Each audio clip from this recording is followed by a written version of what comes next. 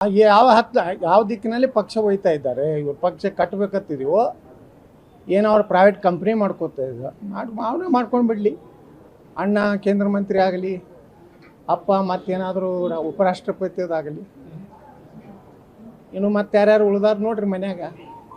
ಈ ರೀತಿ ಪಕ್ಷ ನಡೆಸ್ಲಿಕ್ಕೆ ಆಗೋದಿಲ್ಲ. ನಾವು ಹೈಕಮಾಂಡಿಗೆ ಇಷ್ಟೇ ಕೇಳ್ತೀವಿ, ನೀವು ಘೋಷಣೆ ಮಾಡೋದಿದ್ರೆ ಮಾಡಿಬಿಡಿ ವಿಜೇಂದ್ರನ. ಸುಮ್ಮನೆ ಚುನಾವಣೆ ಪ್ರಕ್ರಿಯೆ, ಚುನಾವಣೆ ಅಧಿಕಾರಿ ಅವು ಯಾವ ಮಗ್ಬೇಕಾಗಲ್ಲ, ಸುಮ್ಮನೆ ಮಾಡೋದು ತೆಗೆದುಬಿಡ್ರಿ, ಅಂದ್ರೆ ಪಕ್ಷ ಉದ್ಧಾರ ಆಗ್ತದೆ ಅಷ್ಟೇ. ಇದನ್ನು ಬಿಟ್ಟರೆ ನೋಡಿ ಯಾರೂ ಸಮಾಧಾನ ಇಲ್ಲ. ನಿಮ್ಗೆ ಬೇಕಾದವ್ರನ್ನ ಅಧ್ಯಕ್ಷ ಮಾಡ್ಕೊಂಡ್ರೆ ನಿಮ್ಗೆ ಬೇಕಾದವ್ರನ್ನ ಮತದಾರ ಮಾಡ್ಕೊಂಡು ಬಿಟ್ಟ ಮ್ಯಾಗ ಚುನಾವಣೆ ಅದಕ್ಕೆ ಬೇಕು. ಪ್ರಕ್ರಿಯೆ ಇದೆಯಲ್ಲ, ಇವತ್ತು ಒಂದೆರಡಕ್ಕೆ ಆಗೋದಲ್ಲ, ಆ ಪ್ರಕ್ರಿಯೆ 3 ತಿಂಗಳು ನಡ್ಕೊಂಡು ಬಂದಿದ್ರು. ಅಂತಿಮವಾಗಿ ಹೆಸರನ್ನ ಘೋಷಣೆ ಮಾಡ್ತಾರೆ. ಅನಗತ್ಯವಾಗಿ ಬೊಟ್ಟು ಮಾಡುವಂಥ ಕ್ರಮ ಬೇಡ ಅಂತ ವಿಜೇಂದ್ರ ಹೇಳಿದ್ದಾರೆ. ಹೌದು, ಏನೇನೋರಪ್ಪ ನಿಮಗೆ ಗೊತ್ತದು. ಪ್ರಕ್ರಿಯೆ ಅಂದ್ರೆ ನಾವು ಪಕ್ಷನಾಗೆ ಇಲ್ಲಲ್ರಿ. ನಾವು ಇವ ಚಟಿ ಹಾಕೋ ಮುಂದೆ ನಾವು ಪಕ್ಷ ಜಿಲ್ಲಾಧ್ಯಕ್ಷ ಆಗಿ, ರಾಜ್ಯ ಉಪಾಧ್ಯಕ್ಷ ಆಗಿ, ಕೋರ್ ಕಮಿಟಿ ಸದಸ್ಯರೇ ಕೆಲಸ ಮಾಡಿ ನಾವೆಲ್ಲ. ಬೊಮ್ಮಾಯರಾಗಲಿ, ಆರ್ ಅಶೋಕ್ ಆಗಲಿ, ಯತ್ನಾಳ್ ಆಗಲಿ, ಯಡಿಯೂರಪ್ಪ ಒಬ್ಬರೇ ಪಾರ್ಟಿ ಕಟ್ಟಿ ಅಧ್ಯಕ್ಷ ಆಗಲಿಲ್ಲ, ಮುಖ್ಯಮಂತ್ರಿ ಆಗಲಿಲ್ಲ. ನಾವೆಲ್ಲ ದುಡಿಮೆ ಇದೆ. ಈ ಬಚ್ಚನಿಂದ ಏನು ಕಲಿಬೇಕಾಗಿಲ್ಲ. ನಾವು ಏನು ಮಾಡ್ತೀರಾ, ಹೊರಗೆ ಹಾಕ್ತೀರಾ? ಎಷ್ಟು ಮಂದಿನ ಹೊರಗೆ ಹಾಕ್ತೀರಿ? ಪಾರ್ಟಿ ನಡೆಸೋ ಸಿಸ್ಟಮ್ನ ನೀವು ಅಪ್ಪ ಮಕ್ಕಳು.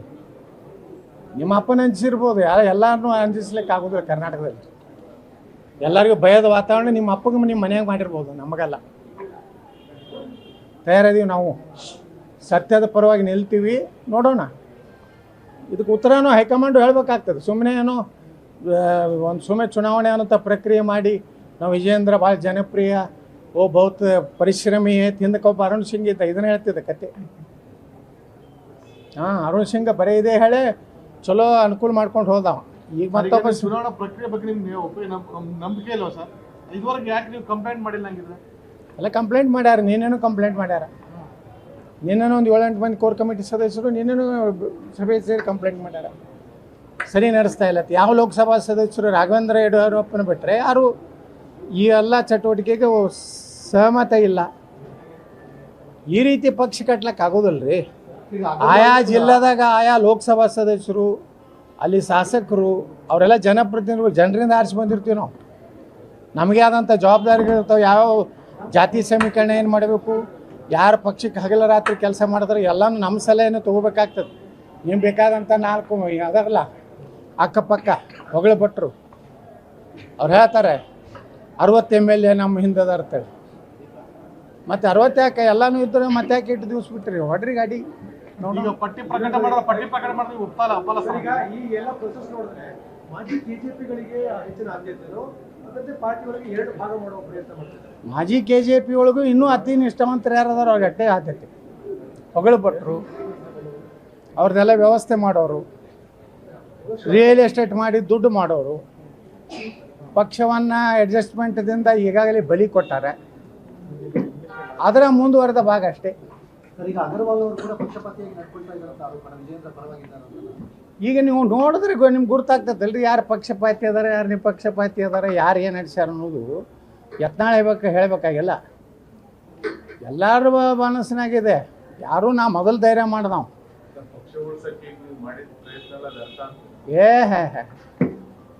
ಇನ್ನು 3 ತಿಂಗಳದಾಗ ಎಲ್ಲ ವ್ಯರ್ಥಿದ್ದದ್ದು ಗುರ್ತಾಗ್ತೈತೆ. ಅದು ಜನ ಏನು ಸುಮ್ಕೊಂಡಿರ್ತಾರಲ್ರಿ. ನೀವು ಯಾವನಾರೇ ಒಂದು ತಂದು ಹುಲಿಯೇ ತಂದು ಕೂಡ ಹುಲಿ ಆಗ್ತೈತೇನು? ಹುಲಿ ಆಗ್ಬೇಕಾದ್ರೆ ಜನರಿಂದ ಆಗ್ಬೇಕು. ನೀವು ಎಲ್ಲರೇ ಒಂದಿಟ್ಟು ಅಡ್ವರ್ಟೈಸ್ಮೆಂಟ್ ಕೊಟ್ಟು ರಾಜ ಹುಲಿ ಬೆಟ್ಟದ ಹುಲಿ ಅಂತ ನೀವು ಬರ್ಕೊಂಡ್ರೆ ನಾವೇನು ಮಾಡೋಣ? ಅಡ್ವರ್ಟೈಸ್ಮೆಂಟ್ ಕೆಲವೊಂದು ಪ್ರಚಾರಗಳು ಸಿಗ್ತಾವೆ. ರಾಜ ಹುಲಿನ ಅನ್ಬೋದು, ಏಕಚಕ್ರಾಧಿಪತ್ಯ ಅನ್ಬೋದು. ನಾವೇನು ಹೇಳ್ಕೊಂಡೇವೆ? ನಾವು ಒಮ್ಮೆ ಹೇಳ್ಕೊಂಡೇನು ಹೇಳ್ರಿ ಅವೆಲ್ಲ ನೀವು ಮಾಧ್ಯಮದವ್ರು ತಯಾರು ಮಾಡೋ. ನಿಮ್ಗೆ ಅರ್ಧ ಗಂಟೆ ಹಿಂದಿನ ವಿಶೇಷತೆ ಹೊಡಿತಿರಲ್ಲ, ಅದ್ರ ಹೊಡ್ಕೋತ್ಕೊಂಡು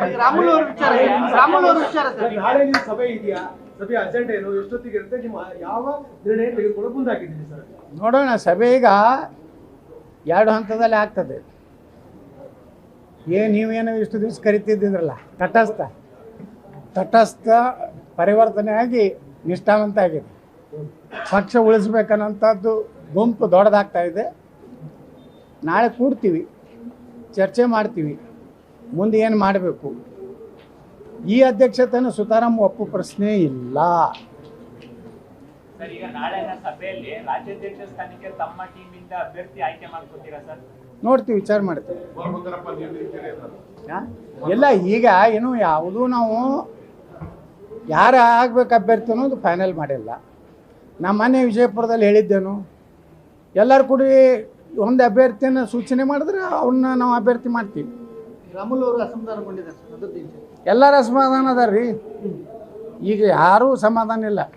ಸರ್, ಈಗ ಅವ್ರ ಹಿಂದಿದ್ದು ಚೀಲಗಳು ಅಟ್ಟೆ ಸಮಾಧಾನ ಇದೆ. ರಾಮುಲ್ ಅವರು ಸರ್, ನೀವೇನಾದ್ರು ಮಾತಾಡಿದ್ರೆ ಅವ್ರೇನಾದ್ರು ಮಾತಾಡೋದು? ಬಣದ ಸದಸ್ಯರ ಸ್ಟ್ರೆಂತ್ಗಳು ಜಾಸ್ತಿ ಆಗ್ತಾ ಇದೆ ನಿಮಗೆ. ಎಲ್ಲ ನೋಡ್ರಿ, ಯಾವಾಗಲೂ ಭಾಳ ದಿವಸ ಅನ್ಯಾಯ, ಸರ್ವಾಧಿಕಾರ, ಈ ಮನೋಭಾವನೆ ಯಾವ ನಾಯಕನ ಬಳಿ ಇರ್ತದೆ ಆ ನಾಯಕನ ಅಂತ್ಯ ಆಗೋದೆ. ಹಂಗೆ ಇದು ಅಂತ್ಯದ ಕಾಲ ಬಂದಿದೆ. ಇಂಥ ಟೀಕೆ ಟಿಪ್ಪಣಿಗಳು ಬಂದಾಗ ಲೀಡರ್ ಆಗಿ ಅಮರ್ಜ್ ಆಗ್ತಿದೆ ಅವರು ಅಂತ ಇಂಟರ್ವ್ಯೂ ವಿಶ್ಲೇಷಣೆ ಮಾಡ್ತಾರೆ. ನೀವು ಹೀಗೆ ಹೇಳ್ತೀರಿ, ಬಟ್ ಅವರು ಅಧ್ಯಕ್ಷ ಹೇಳ್ತಾರೆ ಟೀಕೆ ಟಿಪ್ಪಣಿಗಳು ಬಂದಾಗ, ವಿರೋಧಗಳು ಬಂದಾಗ, ಆಕ್ಷೇಪಗಳು ಬಂದಾಗ ಲೀಡರ್ ಆಗಿ ಅಮರ್ಜ್ ಆಗ್ತಾರೆ. ಮಾಡಲಿ. ತಮ್ಮ ಹೋರಾಟಕ್ಕೆ ಕಾಲದಲ್ಲಿ ಎಷ್ಟು ಹೇಳಿದ್ದಾರೆ ಸರ್ ವಿಜಯೇಂದ್ರ ಅವ್ರ ಬೆಳಿಗ್ಗೆ? ತಮ್ಮ ಹೋರಾಟಕ್ಕೆ ತಮ್ಮ ಟೀಮ್ಗೆ ಸಭೆಗೆ ಎಲ್ಲರೂ ನೋಡ್ರಿ, ವಿಜಯೇಂದ್ರನ ಆಲ್ ದಿ ಬೆಸ್ಟ್ ಅಂದ್ರೆ ಎಷ್ಟು ದುರಹಂಕಾರ ಐತೆ ಅಂತ ಮನುಷ್ಯಾಗ. ದುಡ್ಡು ಮಾತಾಡಿಸ್ತಾ ಇದೆ, ದುಡ್ಡು. ಅದು ದುರ್ದೈವ ಅಂದ್ರೆ ಈ ರಾಜ್ಯದಾಗಿರುವಂಥ ಸರ್ಕಾರ ಅವ್ರ ಜೊತೆಗಿದೆ. ನಾವೇನು ಮಾಡೋದು? ನಾಳಿನ ಸಭೆಗೆ ಈಗ ತಟಸ್ಥ ಗುಂಪು ಬರುತ್ತಾ? ನಾವು 2 ಹಂತದಲ್ಲಿ ಮಾಡ್ತಾ ಇದ್ದೀವಿ. ತಟಸ್ಥ ಗುಂಪಿನ ಜೊತೆಗೂ ಮಾತುಕತೆ ಆಗಿದೆ. ನಾವೆಲ್ಲ ಒಂದಾಗಿ ಕಂಪ್ಲೇಂಟನ್ನು ಹೈಕಮಾಂಡ್ಗೆ ಮಾಡ್ತೀವಿ. ಅಟ್ಟು ಮೀರಿ ನಮ್ಗೆ ವಿಜೇಂದ್ರನೇ ಬೇಕಂದ್ರೆ ನೋಡೋಣ. ನಾವು ವಿಜೇಂದ್ರನೇ ಇಂದ್ರ ಚಂದ್ರ ಅವರು ತಿಳ್ಕೊಂಡಿದ್ದು ನೋಡೋಣ. ಈಗ 28 ಜನ ಜಿಲ್ಲಾಧ್ಯಕ್ಷರ ಪಟ್ಟಿನ ಪ್ರಕಟ ಮಾಡಿದ್ದಾರೆ. ಈಗ ಅದನ್ನ ಪಟ್ಟಿ ನೀವು ಒಪ್ತೀರಾ ಒಪ್ಪೋದಿಲ್ಲ?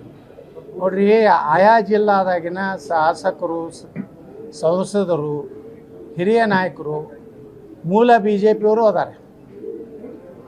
ಅವ್ರನ್ನೆಲ್ಲನೂ ವಿಶ್ವಾಸ ತೊಗೊಂಡು ಮಾಡಬೇಕಾಗಿತ್ತು ಅಷ್ಟೇ. ಮಾಡಿಲ್ಲ. ಅದು ಮುಂದಿನ ಪರಿಣಾಮಕ್ಕೆ ತಯಾರಾಗಬೇಕಷ್ಟೇ. ರಾಮುಲ್ ಅವರು ನಿಮ್ಮ ಜೊತೆಗೆ ಏನಾದ್ರು ಮಾತನಾಡಿದ್ರೆ ಸರ್? ನನ್ನ ಜೊತೆ ಏನಾದ್ರು ಇಲ್ಲ, ನಾ ಮಾತಾಡಿಲ್ಲ. ನಮ್ಮ ಏನು ನಾವು ಕೆಲವೊಂದು ನಮ್ಮ ಪ್ರಮುಖರು ಮಾತನಾಡಿದ್ದಾರೆ. ಏನು ಅಸಮಾಧಾನ ಅವ್ರಿಗೆ ಅನ್ಯಾಯ ಆಗಿದ್ರೆ ಏನಂತ? ನೋಡ್ರಿ, ಎಲ್ಲರಿಗೂ ಏನಾಗ್ಬಿಟ್ಟದ, ಸೀನಿಯರ್ ಅನ್ನೋರಿಗೆ ಗೌರವನೇ ಇಲ್ಲ. ನಿನ್ನೆ ಡಾಕ್ಟರ್ ಸುಧಾಕರ್ ಅವ್ರು ಹೇಳ್ಯಾರಲ್ಲ, ನಾನು ಫೋನೇ ತೊಗೋದಿಲ್ಲ ಅಂತ. ಒಬ್ಬ MP ಫೋನ್ ತೊಗೋದಿಲ್ಲ ಅಂದಮೇಲೆ ಮತ್ತೇನು ಇವನು ಉಳ್ಕಿ ಸಾಮಾನ್ಯ ಕಾರ್ಯಕರ್ತರ ಗತಿ ಅದು. ಒಂದು 2-3 ಬಚ್ಚ ಇಟ್ಟನ ಅವು ಬಂದ ಕೂಡಲೇ ಕೊಳ್ಳಾಗೆ ಏನೋ ಹಾಕ್ಕೊಂಡು ಅಗದಿ ಜನರಲ್ ಸೆಕ್ರೆಟರಿ ಅಂತ ಸ್ಟೇಟ್ಮೆಂಟ್ ಕೊಡ್ತಾರಲ್ಲ, ಅವಾಗ 10 ಓಟ್ ಇಲ್ಲ ಅವ್ರ ಅವು ಯಾವಾಗ ಕಾಂಗ್ರೆಸ್ಗೆ ಹೋಗ್ತಾವ ಗೊತ್ತಿಲ್ಲ. ಈಗಾಗಲೇ ಕಾಂಗ್ರೆಸ್ನಲ್ಲಿ ಒಂದು ಸೀಟ್ ಫಿಕ್ಸ್ ಮಾಡ್ಕೊಂಡು ಕೊಟ್ಟು ಇಲ್ಲಿ ಬಂದು BJP ಬಗ್ಗೆ ಮಾತಾಡ್ತಾರೆ. ಕಾಂಗ್ರೆಸ್ ಹೋಗಲ್ಲ ನಾವು ನಮ್ಮ ಮೇಲೆ ಗೊತ್ತಿಲ್ಲ ಸರ್, ಯಾಕಂದ್ರೆ ಅವರೇ ಮುಂದುವರಿಸಬೇಕು ಅಂತಕ್ಕಂಥ ಒಂದು ವರ್ಗ ಪ್ರಯತ್ನ ಪಡ್ತಾರೆ. ನೋಡೋಣ, ಅವ್ರಿಗೆ ಹೈಕಮಾಂಡದಾಗ ಏನೈತೋ ನಮಗೂ ಗೊತ್ತಾಗಲ್ಲ.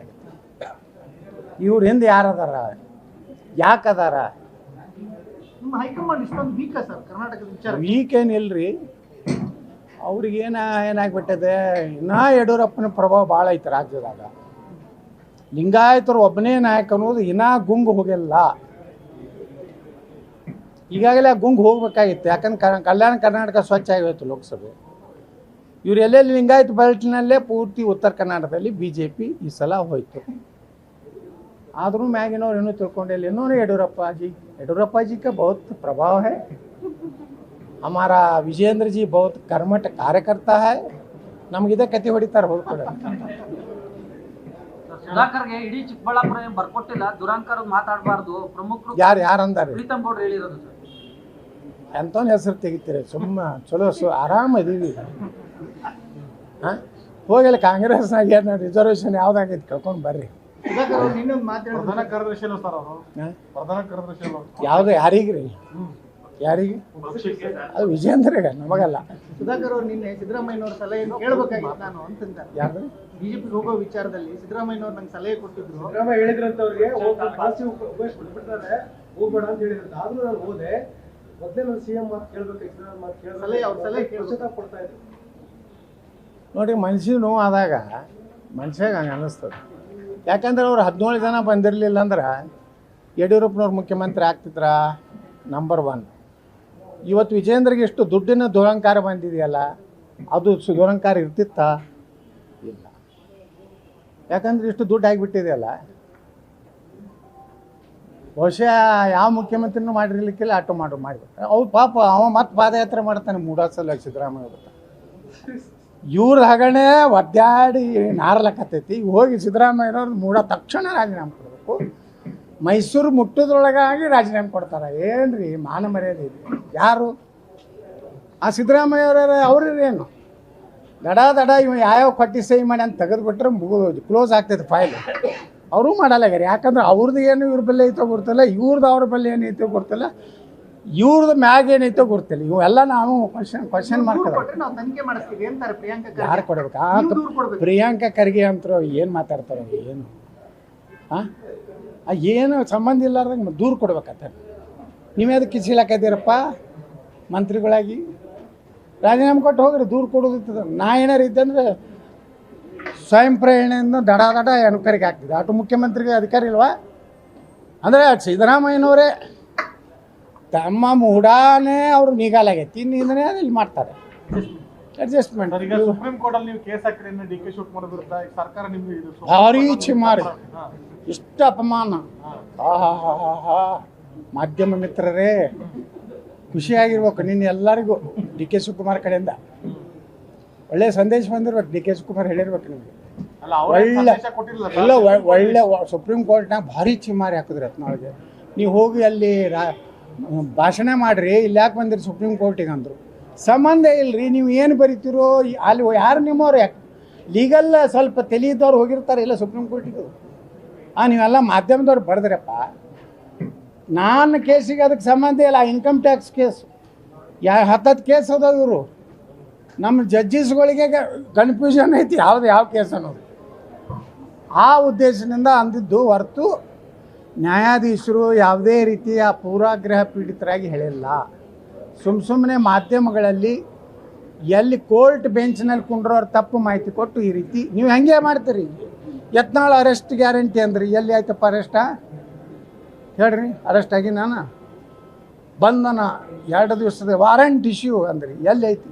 ಮಾಧ್ಯಮಗಳು ತಮ್ಮ ಜವಾಬ್ದಾರಿ ಸ್ವಲ್ಪ ಯಾಕೋ ನಿಮಗೆ ಡಿ ಕೆ ಶಿವಕುಮಾರ್ ವಿಜೇಂದ್ರ ಅಂದ್ರೆ ವಿಶೇಷ ಪ್ರೀತಿ ಐತಿ ಎಲ್ಲರಿಗೂ. ಅದಕ್ಕೆ ಹೊಡಿತೀರ ಖುಷಿ ಪಡಿಸ್ಲಕ್ಕೆ. ನೀವು ಖುಷಿ ಪಡ್ಬೋದು. ಆಟ ಯತ್ನಾಳೇನು ಜೈಲಿಗೆ ಹೋಗೋದಿಲ್ಲ. ನಾನು ಕರ್ನಾಟಕ ಲೂಟಿ ಮಾಡಿಲ್ಲ, ಭೂ ಹಗರಣ ಮಾಡಿಲ್ಲ. ಸುಮ್ಮನೆ ಹೊಡಿಲಾಕತ್ತೀರಿ. ಈ ಮಾಧ್ಯಮದಾಗ ಖರೆ ಅಂದ್ರೆ ನೀವೇ ವಿಷಾದ ವ್ಯಕ್ತಪಡಿಸೋಗ್ಬೇಕು. ನಿಮ್ಮ ಮಾಧ್ಯಮದಾಗ ಯತ್ನಾಳ ಬಗ್ಗೆ ಅಂತಿಲ್ಲ ಸುಪ್ರೀಂ ಕೋರ್ಟು. ಅದು ಬೇರೆ ಪ್ರಕರಣದಲ್ಲಿ ಯತ್ನಾಳ ಅದರಲ್ಲಿ ಹೋದಾರೆ ಅನ್ನೋಂಥ ತಪ್ಪು ಗ್ರಹಿಕೆಯಿಂದ ಆಗಿತ್ತು. ಇದನ್ನು ಒಮ್ಮೆ ನಮ್ಮನ್ನ ಮಾಧ್ಯಮಗಳ ಮೇಲೆ ದೂರ್ತೀರಿ ನೀವು. ಕೋರ್ಟ್ ತಪ್ಪು ಗ್ರಹಿಕೆ ಮಾಧ್ಯಮಗಳ ಮೇಲೆ ದೂರ್ತೀರಿ ನೀವು. ಮಾಧ್ಯಮಗಳು ನೀವು ಸರಿಯಾಗಿ ಫಾರ್ಮ್ ಮಾಡಿದಾರೆ ಅಂತ ಹೇಳ್ತಿದ್ದೀರಾ. ಜಡ್ಜಸ್ ತಪ್ಪೋದು ಒಂದು ತಂದ್ಕೊಡಿ. ಜಡ್ಜಸ್ ಯಾಕೆ ಅನ್ಬೇಕು? ನೀವು ಅಂದ್ರೆ ಜಡ್ಜಸ್ ತಪ್ಪತ್ತೇಳಿ ನೀವು ಅಂದ್ರಪ್ಪ ನಿಮ್ಮ ಮಾಧ್ಯಮದಾಗ ಅಂದು ತೋರಿಸ್ರಿ. ಇದು ನಿಮ್ಮ ಧೈರ್ಯ ಇದೆಯಾ? ನ್ಯಾಯಾಂಗದ ವಿಚಾರನಾಗ ಮಾತಾಡೋ ಧೈರ್ಯ ಇದೆಯಾ? ಇಲ್ಲ. ಸುಮ್ಮನೆ ಹೊಡಿಬೇಡ್ರಿ. ಸುಮ್ಮನೆ ಹಿಂಗೆ ಮಾತಾಡಿಬಿಟ್ರೆ ಅಂಜಿ ಎಲ್ಲರೂ ಏನಾರ ಒಂದು ಉತ್ತರ ಕೊಟ್ಟು ಓಡಿ ಹೋಗ್ತೇನೆ ಅನ್ನೋದು. ನಾ ದೈನಮ್ ನಾ ಪಲಾನಮ್, ಓಡಿ ಮಗ ಹೋಗು ಮಗ ಅಲ್ಲ. ನೀವು 100 ವಿಜೇಂದ್ರ ಜೈಕಾರ ಹಾಕೋತ್ಕೊಂಡ್ರಿ, ನಾ ಹಿಂಗೆ ಇರ್ತೇನೆ.